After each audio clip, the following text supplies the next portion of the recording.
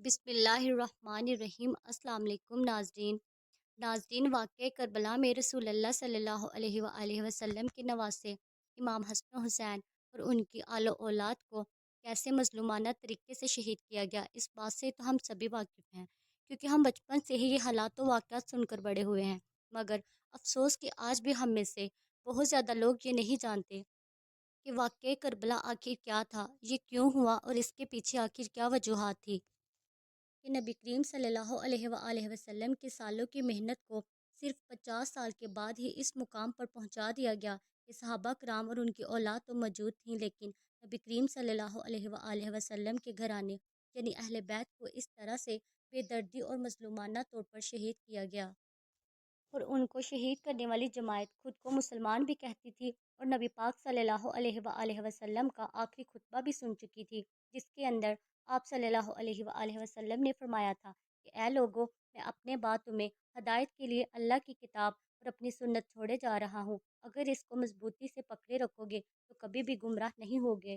اور پھر فرمایا، میں تمہیں اہل بیت کے معاملے میں اللہ کا خوف دلواتا ہوں، مگر امت نے اس کا بالکل الٹ کیا، نہ ہی قرآن کو مضبوطی سے تھامے رکھا اور نہ ہی اہل بیت کے معاملے میں اللہ کا خوف کیا، اور فرقہ واریت میں اس طرح سے تقسیم ہو گئے کہ شیعہ اور سنی بن کر رہ گئے۔ آج ہم اس ویڈیو میں واقعہ کربلا کا حقیقی پس منظر جانیں گے، لیکن یہ ویڈیو فرقہ واریوں کے لیے نہیں ہے، کیونکہ اس ویڈیو میں کربلا کی حقیقت بیان کی جائے گی جو آج تک آپ کو کسی بھی مولوی نے نہیں بتائی۔ ہر فرقہ کا مولوی صرف آدھا سچ بتاتا ہے، اور اگر آپ سچ جاننے میں دلچسپی رکھتے ہیں تو ویڈیو کو آخر تک ضرور دیکھیے گا۔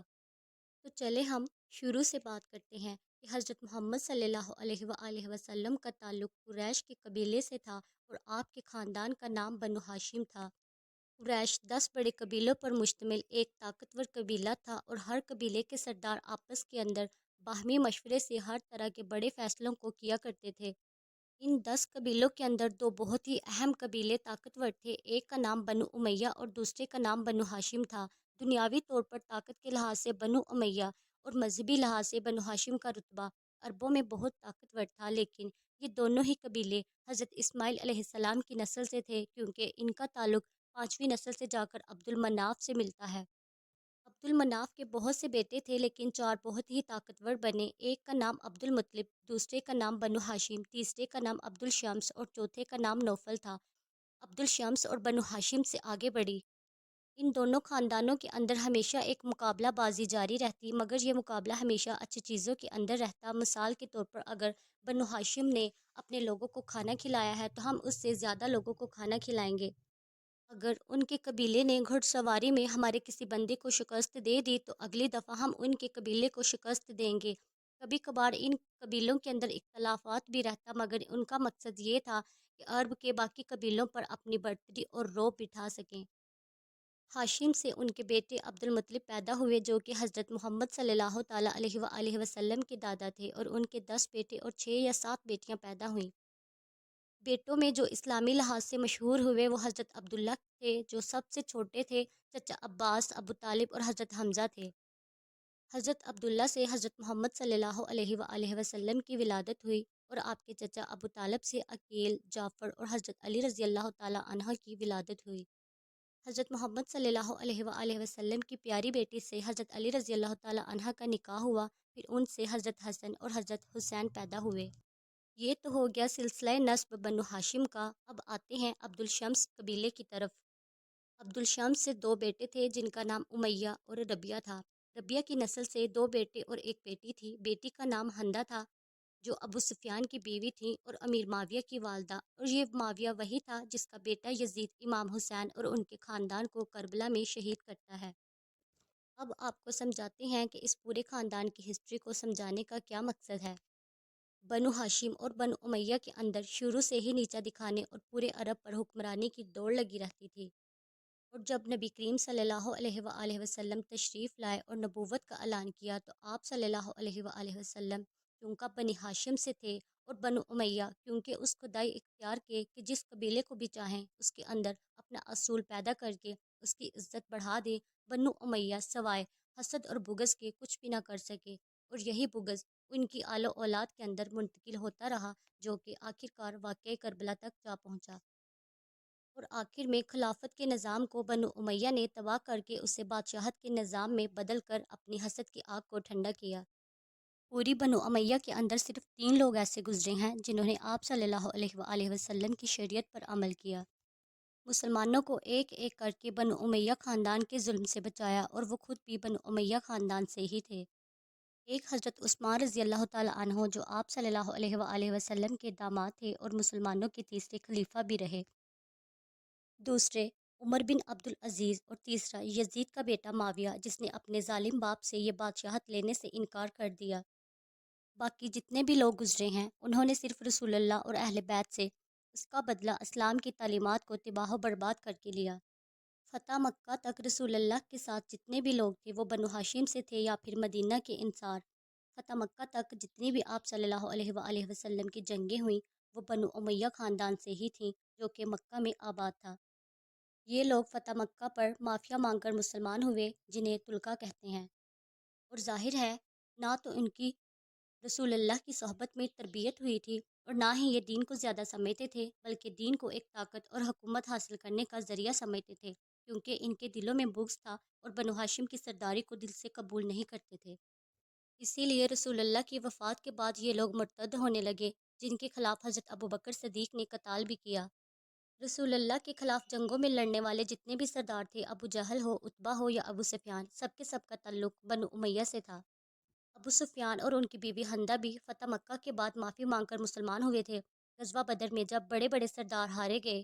جو کہ بنو امیہ سے تھے، تو ابو سفیان کے پاس بنو امیہ کی سرداری آ گئی، جس کے اندر وہ ہر جنگ کے سردار بن کر مسلمانوں کو ختم کرنے کے لیے ہر ممکن کوشش کرتے رہے۔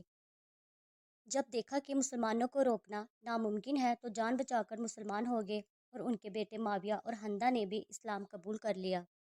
حضرت عمر رضی اللہ تعالیٰ عنہ نے ان فتنوں اور خاندانی دشمنی کو روک کے رکھا، کیونکہ آپ کا تعلق بھی بنی ہاشم کے خاندان سے تھا، لیکن مسلمانوں کی ایک بڑی جماعت نے ابو سفیان کے ایمان کو قبول نہیں کیا، کیونکہ وہ کہتے تھے کہ انہوں نے صرف اسلام کو غالب ہوتے دیکھ کر اسلام قبول کیا ہے۔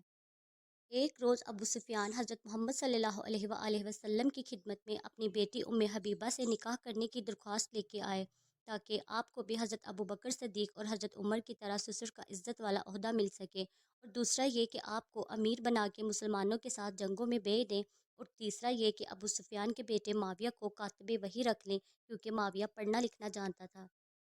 تو ہمارے پیارے نبی کریم صلی اللہ علیہ وآلہ وسلم کے در پر جو بھی اپنی درخواست لے کے آتا وہ کبھی خالی ہاتھ نہ جاتا، تو آپ صلی اللہ علیہ وآلہ وسلم نے ابو سفیان کی دلجوئی کے لیے ان کی تمام باتیں مان لیں اور ان کے بیٹے کو کاتب وحی رکھ لیا، اور یہ کاتب وحی کا سٹیٹس مانگ کر معاویہ کو دیا گیا۔ اسلام کے پہلے خلیفہ حضرت ابوبکر صدیق بنے، دوسرے خلیفہ حضرت عمر فاروق۔ ایک دفعہ حضور صلی اللہ علیہ وآلہ وسلم نے فرمایا تھا کہ قیامت کی نشانیوں میں سے ایک نشانی یہ ہے کہ حضرت عمر فاروق رضی اللہ تعالیٰ عنہ کا شہید ہونا، کیونکہ حضرت عمر فاروق رضی اللہ تعالیٰ عنہ کے شہید ہونے کے بعد ہی فتنے پیدا ہونے شروع ہو گئے، اور تیسرے خلیفہ حضرت عثمان رضی اللہ تعالیٰ عنہ بنے، جن کو اللہ نے بہت مال و دولت عطا کیا ہوا تھا، اور بہت زیادہ سخی تھے، اور حضرت عثمان رضی اللہ تعالیٰ عنہ کا تعلق بنو امیہ کے خاندان سے تھا، اور انہوں نے بنو امیہ خاندان کے لوگوں کو بڑے بڑے عہدوں پر نوازا۔ انہوں نے امیر معاویہ کو شام کے ساتھ ساتھ عراق کا ایک بڑا علاقہ ان کی حکمرانی میں شامل کر دیا۔ حضرت عثمان کے دور خلافت میں بہت ہی زیادہ فتنے پروان چڑھے تھے۔ حضرت عثمان رضی اللہ تعالیٰ عنہ کو ان کے گھر میں ہی شہید کر دیا گیا، اور آج تک معلوم نہیں ہوا کہ کس نے کیا۔ حضرت عثمان رضی اللہ تعالیٰ عنہ کے بعد مسلمانوں نے حضرت علی رضی اللہ تعالیٰ عنہ کو اپنا چوتھا خلیفہ چن لیا۔ حضرت عثمان رضی اللہ تعالیٰ عنہ جب خلیفہ تھے تو حکومت بنو امیہ کے پاس تھی، لیکن ان کی شہادت کے بعد جب مسلمانوں نے اپنا خلیفہ حضرت علی رضی اللہ تعالیٰ عنہ کو چن لیا تو ایک بار پھر حکومت بنی ہاشم کے پاس آ گئی۔ حضرت علی جب خلیفہ بنے تو سب سے پہلے انہوں نے ان تمام لوگوں کو اپنے عہدوں سے دستبردار ہونے کو کہا جن کو حضرت عثمان نے عہدے دے رکھے تھے، کیونکہ وہ بن امیہ کے لوگ بہت سارے فتنوں فسادوں کی وجہ تھی، اور حضرت عثمان کو بھی ان سب سے بے خبر رکھا گیا تھا۔ جب ان کو معلوم ہوا تو حضرت عثمان کو بھی شہید کر دیا گیا۔ حضرت علی رضی اللہ تعالیٰ عنہ نے شام کے گورنر امیر معاویہ کو بھی عہدے سے دستبردار ہونے کا حکم دیا، مگر معاویہ نے یہ کہہ کر دستبردار ہونے سے انکار کر دیا تھا کہ جب تک اپنے کزن حضرت عثمان رضی اللہ تعالیٰ عنہ کے قاتلوں کو ڈھونڈ کر سزا نہ دیں گے تب تک دستبردار نہیں ہوں گے۔ مسلمان اس وقت 2 حصوں میں تقسیم ہو چکے تھے۔ قرآن میں بھی موجود ہے کہ اللہ اور اس کے رسول اور اپنے حکمران کی اطاعت کرو، جو کہ حضرت علی رضی اللہ تعالیٰ عنہ کو حق پر ثابت کرتی ہے۔ حضرت علی رضی اللہ تعالیٰ عنہ اور امیر معاویہ کے دوران بہت ساری جنگیں ہوئیں۔ جنگ جمل، صفین اور نہروان حضرت علی کے دور خلافت میں ہوئیں۔ ان جنگوں میں حضرت علی رضی اللہ تعالیٰ عنہ فتح پاتے اور شام و عراق کے بہت سے فوج کے لوگ ان جنگوں میں مارے گئے، اور کوفہ اور عراق کے سب لوگ حضرت علی کو ہی قصوروار ٹھہراتے اور ان کو گالی گلوچ کرتے، مگر حضرت علی رضی اللہ تعالیٰ عنہ نے اپنی فوج کو خاموش رہنے کا حکم دیا اور فرمایا کہ انہیں کچھ نہ کہو، کیونکہ ان کے دل دکھے ہوئے ہیں۔ حضرت علی رضی اللہ عنہ تو اپنے مخالفین مسلمانوں کے مرنے پر بھی بہت زیادہ رویا کرتے تھے۔ اب مسلمانوں کی حکومت دو حصوں کے اندر تقسیم ہو گئی تھی، کیونکہ امت فتنوں میں پڑ گئی اور مسلمانوں میں پھوٹ پڑ چکی تھی۔ مسلمانوں کی حکومت دو حصوں میں تقسیم ہو گئی، ایک حضرت علی کی جن کے پاس عرب سرزمین کی خلافت تھی، اور دوسری طرف عمر بن عاص اور امیر معاویہ کی شام کی اور عراق کی حکومت۔ اور ظاہر ہے کہ یہاں حضرت علی رضی اللہ تعالیٰ عنہ حق پر تھے، کیونکہ جب مکہ اور مدینہ کے لوگوں نے حضرت علی کو خلیفہ چنا تو ہر کسی پر ان کی اطاعت واجب تھی، چاہے وہ کتنے ہی بڑے درجے کا صحابی کیوں نہ ہو۔ حضرت علی کو متفقہ طور پر چنا گیا تھا، مگر امیر معاویہ نے وقت کے حکمران کا حکم نہ مان کر بغاوت کی تھی، جو کہ قرآن و حدیث کا انکار تھا۔ ایک بار حضرت محمد صلی اللہ علیہ وآلہ وسلم نے اپنے صحابہ سے فرمایا تھا کہ ایک شخص ایسا بھی ہے جس کو میرے دین کی تویل کی خاطر، یعنی قرآن کی تعلیمات سمجھانے کے لیے مسلمانوں کے خلاف تلوار اٹھانا پڑے گی، اور وہ حضرت علی کی طرف اشارہ کر کے فرمانے لگے، اور وہ شخص ہوگا جو سامنے بیٹھ کر میری جوتیاں گاٹ رہا ہے۔ صحابہ کرام حضرت علی کی طرف بڑھے تو انہوں نے سن کر ایسا محسوس کرایا کہ جیسے ان کو یہ سب پہلے پتہ تھا اور یہ سب جانتے ہیں۔ اس کے بعد ایک اور حدیث ہے، حدیث عمار۔ جب حضرت عمار مسجد نبوی کی تعمیر میں بڑھ چڑھ کر کام کر رہے تھے، تب آپ صلی اللہ علیہ وآلہ وسلم نے دیکھ کر فرمایا، اے سمیہ کے بیٹے، کیا ہوگا جب تمہیں ایک باغی جماعت قتل کرے گی؟ تم اسے اللہ کے راستے پر اور جنت کی طرف بلاؤ گے، لیکن وہ تمہیں جہنم کی طرف بلائیں گی۔ اور وہ باغی جماعت جس نے حضرت عمار کو قتل کیا وہ معاویہ کی جماعت تھی، اور اس حدیث مبارکہ سے یہ بات ثابت ہوئی کہ معاویہ کی جماعت باغی تھی، جن کے خلاف حضرت علی نے جنگ کی، اور ان کی جنگ بالکل جائز تھی، اور یہ حدیث صحیح مسلم سے ہے۔ حضرت علی وہ ہستی ہیں جنہوں نے اسلام کو زیرو سے لے کر 3 براعظموں میں پھیلتے دیکھا، اور اب بڑھاپے میں وہ دیکھتے ہیں کہ ہر جنگ میں مسلمان ایک دوسرے کو قتل کر رہے ہیں، فساد اور پھوٹ پڑ چکی ہے، اور اسلام کا شیرازہ بکھر رہا ہے۔ اسی لیے جنگ کے اندر آنے والے آپ کے مخالفوں کی لاشوں پر بیٹھ کر آپ بہت زار و قطار رویا کرتے تھے۔ حضرت علی کے دور کے اندر معاویہ نے 5 سال تک جنگ کی، اور 40 ہجری کے اندر رمضان المبارک میں باغیوں کے ہاتھوں حضرت علی علیہ السلام کی شہادت ہو گئی۔ ان کے بعد حضرت علی کے بڑے بیٹے حضرت حسن علیہ السلام کو مسلمانوں نے اپنا خلیفہ چن لیا۔ اس وقت بھی مسلمان دو حصوں میں تقسیم تھے۔ جب حضرت حسن علیہ السلام نے یہ سب دیکھا تو ان سے یہ سب برداشت نہ ہوا، تو انہوں نے شام پر حملے کے لیے فوج تیار کر لی۔ جب معاویہ نے یہ دیکھا تو عمر بن عاص سے مشورہ کیا کہ اب کیا کرنا چاہیے، تو فوراً ابن ماس نے یہ کہا کہ جلدی سے صلح کا پیغام بھیجو، ورنہ یہ فوج ہمیں نہیں چھوڑے گی۔ لہذا حسن علیہ السلام کو صلح کا پیغام بھیجا گیا کہ ہم آپ کی ہر بات ماننے کو تیار ہیں، بس ہماری ایک شرط ہے کہ آپ خلافت کا دعویٰ چھوڑ دیں اور مجھے خلیفہ بن کر حضرت عثمان علیہ السلام کی شہادت کا بدلہ لے لینے دیں، تاکہ ہمارے دل کی آگ ٹھنڈی ہو سکے۔ اس کے بعد آپ جیسے چاہیں گے ویسا فیصلہ ہوگا۔ حضرت حسن رضی اللہ تعالیٰ عنہ نے مسلمانوں کا مفاد دیکھ کر یہ بات مان گئے، مگر انہوں نے کچھ شرائط پر صلح کی۔ پہلی شرط یہ تھی کہ معاویہ حضرت علی رضی اللہ تعالیٰ عنہ پر لعن طعن نہیں کرے گا، جو کہ معاویہ کے لوگ مسجدوں، ممبروں اور خطبوں میں گالی گلوچ اور لعن طعن کرتے تھے۔ دوسری شرط یہ کہ معاویہ اپنے بعد کسی کو خلیفہ نہیں بنائے گا، خصوصاً اپنے بیٹے کو، لیکن ایسا نہیں ہوا۔ اس نے اپنی زندگی میں ہی اپنے بیٹے یزید کو اپنا جانشین بنا لیا اور تلوار کے زور پر زبردستی بیعت لینے لگا۔ تیسری شرط یہ تھی کہ کوفہ کے بیت المال میں سے 5واں حصہ آل محمد کو دیا جائے گا، اور چوتھی شرط یہ کہ معاویہ کے بعد امام حسن خود حکومت کریں گے۔ اگر امام حسن علیہ السلام نہ رہے تو ان کے بھائی امام حسین رضی اللہ تعالیٰ عنہ کو حکومت ملے گی۔ لیکن آپ تمام واقعات سے آگاہ تو ہوں گے ہی کہ معاویہ نے ایک بھی شرط پوری نہ کی تھی۔ بہت سے فرقہ واریت کے مولوی یہ سب چھپاتے ہیں اور وہ احادیث نہیں بتاتے، بس یہ کہہ کر قصہ ختم کر دیتے ہیں کہ حسن علیہ السلام نے صلح کر لی تو بات ختم۔ حالانکہ جن شرائط پر صلح ہوئی تھی ان میں سے کوئی بھی شرط کو معاویہ نے پورا نہ کیا تھا۔ جب سے صلح کا سلسلہ شروع ہوا تب سے ہی حضرت حسن علیہ السلام کے قتل کی سازشیں ہونے لگیں۔ حضرت حسن علیہ السلام کو زہر دیا گیا۔ جب حضرت حسن علیہ السلام نے زہر ملا پانی نوش فرمایا تو آپ علیہ السلام کے جگر کے ٹکڑے منہ سے باہر گرنے لگے کہ وہ زہر اس قدر زہریلا تھا، اور ظالموں نے آپ پر اس قدر ظلم کیا کہ آپ شہید ہو گئے۔ جب معاویہ نے اپنی زندگی کے اندر یزید کے لیے تلوار کے زور پر بیعت لینا شروع کی تو بڑے بڑے صحابہ نے حجاز مکہ سے انکار کر دیا اور صرف حضرت حسن علیہ السلام کے معاہدے کی وجہ سے خاموش رہے۔ مگر جب معاویہ کا انتقال ہوا اور یزید خلیفہ بنا تو لوگوں نے بھی کہا کہ بس اب بہت ہو گیا۔ شام اور عراق کے لوگ بھی اب اس یزید سے چھٹکارا چاہتے تھے، اس لیے وہ امام حسین علیہ السلام کو خلیفہ چن کر ان کی بیعت کرنا چاہتے تھے۔ اسی لیے کوفہ کے لوگوں نے کئی ہزار خطوط امام حسین علیہ السلام کے نام لکھے کہ آپ یہاں کوفہ آ جائیں، ہم سب آپ کی بیعت کرنا چاہتے ہیں اور آپ کی سربراہی میں یزید کے خلاف بھی لڑیں گے۔ امام حسین علیہ السلام نے اس بات کو کنفرم کرنے کے لیے مسلم بن عقیل کو کوفہ بھیجا تاکہ وہ اس بات کا جائزہ لے سکیں کہ وہاں کے کیا حالات ہیں۔ مسلم بن عقیل نے کوفہ کے حالات کا جائزہ لیا اور آپ علیہ السلام کو خط لکھا کہ آپ یہاں آ جائیں، کوفہ کے لوگ واقعی آپ کی بیعت کرنا چاہتے ہیں۔ جس کے بعد حضرت امام حسین علیہ السلام اپنے خاندان بنو ہاشم اور جانثار کے ساتھ کوفہ کی طرف روانہ ہوئے۔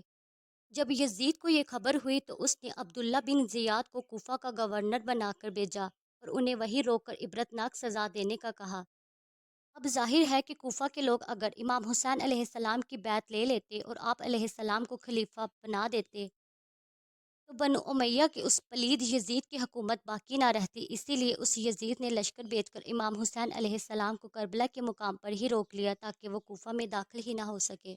اگر اس وقت حضرت امام حسین علیہ السلام یزید کی حکومت کو مان لیتے تو اس کا مطلب یہ تھا کہ اس دور کی بدترین طاقت کو تلوار کے زور پر مان لینا، جس کے بعد قیامت تک آنے والا ہر انسان یہی کرتا اور اسلام کا شیرازہ بکھر کر رہ جاتا۔ امت مسلمہ کبھی بھی ایک خلیفہ پر اکٹھی نہ ہوتی اور جس کا بھی دل کرتا تلوار اٹھا کر جنگ کر کے اپنی حکومت قائم کر لیتا۔ کیونکہ آپ تو حسین علیہ السلام تھے تو باطل کے سامنے سر جھکانے سے انکار کر دیا۔ اور پھر اس کے بعد ہوا واقعہ کربلا، جس کا منظر ہم سبھی کی آنکھوں اور کانوں میں بچپن سے ہی سن کر ہمارے تصورات میں شامل ہو چکا ہے کہ کیا کچھ ظلم آل محمد کے ساتھ کر کے انہیں ذبح کیا گیا۔